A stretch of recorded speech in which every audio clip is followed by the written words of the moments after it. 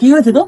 আরে একটা কথা ছিল, অনেকদিন ধরে তোকে বলবো ভাবছিলাম না, ওটা মানে কিছু প্রবলেম হয়ে গেছে একটা। হ্যাঁ বল, তোর তোর ফোন করছি তোকে, তুই ফোন ধরছিস না, এসএমএস করছিস, এসএমএস রিপ্লাই আরে দিচ্ছিস না। এত অসুবিধা, মানে একটা একটু মাথায় টেনশন ঘুরছে আসলে। বল একটা বল। একটা একটা কথা, মানে তোকে অনেকদিন ধরেই বলবো ভাবছিলাম। দেখ, তুই আর আমি তো অনেক দিনের বন্ধু, বল, মানে হুম। প্রায় 7-8 বছর তো হবে। হ্যাঁ। তোকে আমি সব কথা শেয়ার করি, তুই আমার সব কথা শেয়ার করিস। হুম। মানে তাও না তোকে না বলতে কিরকম একটা মানে লাগছে আসলে, কি তুই বলবো। বল।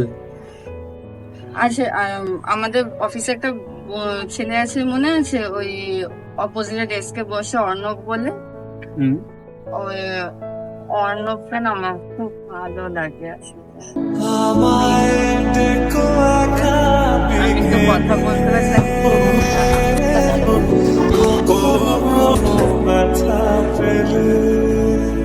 কি রে, আরে কিছু মনে করলি নাকি তুই?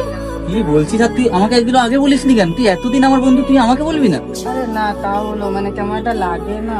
আমি সব থেকে হ্যাপি, তুই আগে এদিকে আয়।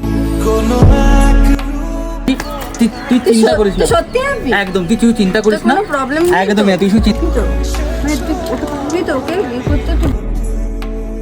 কখনো কখনো মনে হয় আমি সত্যিই ব্যর্থ, কারণ আমি কোনোদিনও তোমাকে বোঝাতে পারিনি যে আমি তোমাকে কতটা ভালোবাসি।